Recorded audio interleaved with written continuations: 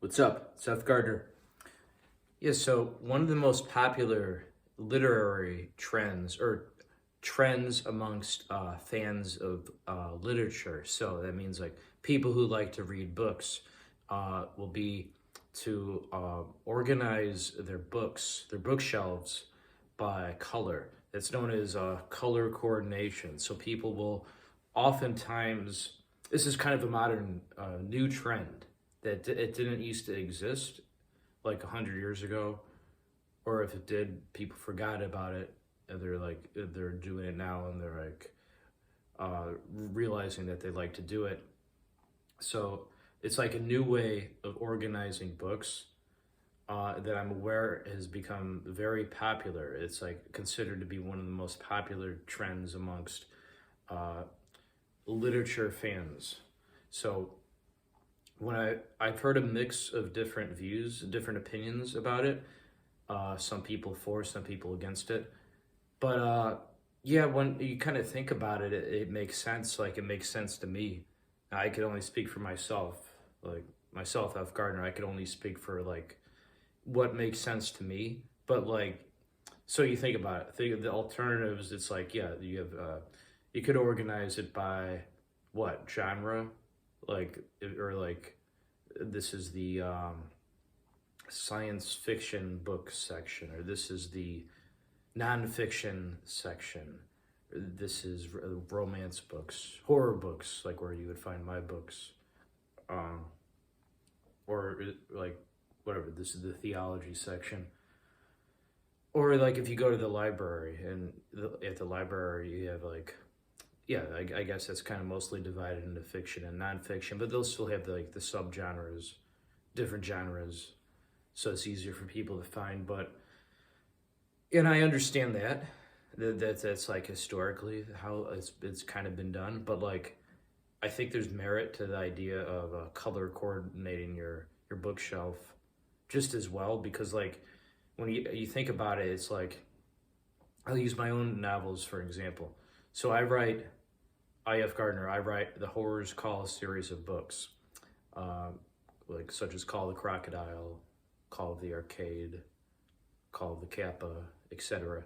Other books, and they're all horror books. They're part of the same series, but you can kind of read them in any order. But they're color coordinated if you look at them actually. Um, but that was kind of, I don't know if that was like a subconscious thing on my part. Like I just thought, oh yeah, I'll make them all the same color. Like so that if you're on the shelf, they're black. So you look at it and you might be able to recognize it more easily. I just kind of wanted them to fit like that. So I guess yeah, maybe not that it was deliberate. It was like kind of one of those subconscious things where it's just you've got a gut feeling, and usually your gut feeling is right, or basically always right. I can't think of a single time you're yeah, your gut feelings are always right. I can't think of any time it's ever been wrong. So that applies to everybody, I'm sure. I don't see why it wouldn't. The gut reasons, or gut feelings exist for a reason, and it's because they're right. So like, it's one of those things that it just makes sense the more you think about it. Like it works for my books, and if I like, they just so happen to be so like I'll have the picture in the middle. I do my own covers. I draw the covers and a title, and then a black background. So like if you read the title and it'll say Call the Crocodile or whichever one of my novels you're looking at, and that part will be black. But I could have done that just as well in green or orange or whatever other color I decided on. But and I guess a lot of novelists will do that too. And yeah, and it doesn't just apply to fiction; it applies to nonfiction too. Like a lot of theology texts definitely will be like this is volume one in a series studying whatever it could be Buddhist sutras or Bible study books or whatever, any sort of theology books or history series, like different volume one, volume two, whatever, for studying certain whatever wars or historical periods of time. Um,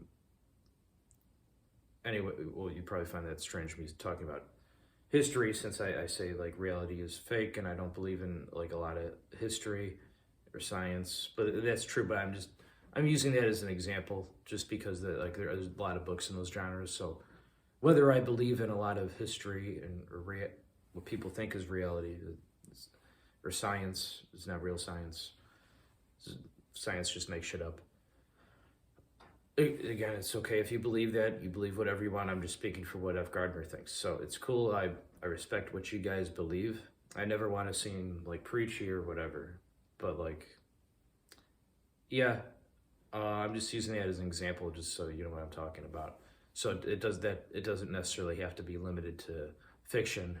Although I guess technically I think of a lot of history or whatever. Not just history, but like nonfiction books. I'll think of them as, well, this is history because like reality is fake and that this is all like an illusion because I'm Buddhist. And I basically think a lot of everything is fake, that, but as I've elaborated on before, as I've explained. But yeah, so like I said, I'm using that as an example though, because like you go to a library or bookstore and a lot of the time it's divided into, oh, this is the fiction section where you might find Call the Crocodile or other works by F. Gardner. So you go there, you walk in the fiction aisle, or one of the aisles for the fiction section of the library or the bookstore, Barnes and Noble, whatever. You walk in there and you're like, oh, okay, where can I find Call the Crocodile by F. Gardner? You walked, oh, there's the horror section, and then you look for, it's within the fiction section, but they'll have a horror section then. And much of the time they are divided by color. The organization of titles, certain series. And so in a way, it's like color coordinating bookshelves kind of already happens, even if people don't think that, even if they don't realize it, the people running the bookstores or the librarians, the libraries, it's like things are kind of already color coordinated. The bookshelves are already color coordinated. And they don't even realize they're doing it a lot of the time. But color coordination regarding one's personal bookshelf, I guess, is just taking it to another level where you're deliberately doing it for your own personal bookshelf, and you're trying to pay close attention to it. You're keeping an eye on, oh wait, these books, they're all blue. These go with the other blue books. These books, they're all purple. They go with the other purple books. These books, they're all whatever color they happen to be. So yeah, it's a color coordinating a bookshelf. It's like probably the most popular, I guess, trend for like literature fans that I'm aware, like a more modern trend. And yeah, I'm cool with it, honestly. It makes sense the more I think about it. Like I said, I've heard a mix of different views on it, and yeah, I mean, yeah, man, everybody's entitled to their opinion. Don't have to agree. Like I said, it's part of what makes life interesting. People have different opinions on things. But yeah, F. Gardner's opinion. F. Gardner thinks, yeah, color coding your bookshelf. Yeah, man, that's cool. That's rad. I don't see why not. It makes sense, because like 9 times out of 10, or more than that, like 99 times out of 100, if you have a series, they're already going to be the same color. That's just the reality. If you walk into, like I said, any bookstore or library and you look at a certain series, they will invariably be, most of the time, vast majority of the time, color coordinated. They're already like that. So yeah, why not just have a full-blown color coordinated bookshelf? Because if it's already largely going to be like that, it just makes it easier to find. And yeah, I guess another thing people talk about too is like, it's like aesthetically pleasing too. It's a like color coordinated bookshelf. And yeah, I mean, that has merit to it. There's truth to that. I'm not gonna lie, yeah, it's pleasing to look at if everything's like neat and tidy with anything. You want something to look presentable. So like you walk into, for example, this room is all nice and neat and tidy, right?